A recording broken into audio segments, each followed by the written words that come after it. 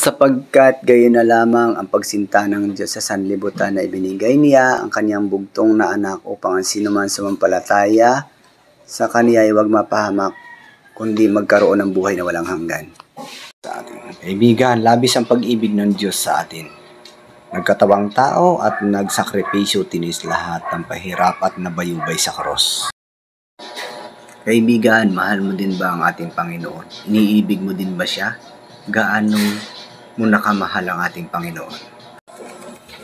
Ito ang wika sa Juan 14, talatang 15, kung ako ay inyong iniibig, ay tutuparin yung aking mga utos.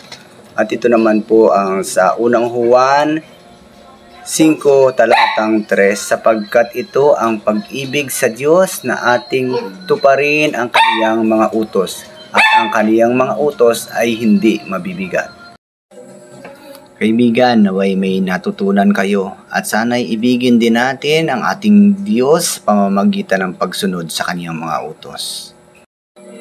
Magandang araw po sa inyong lahat. Sana'y maranasan ng bawat isa ang pagpapala at ang pag-ibig ng ating Panginoon.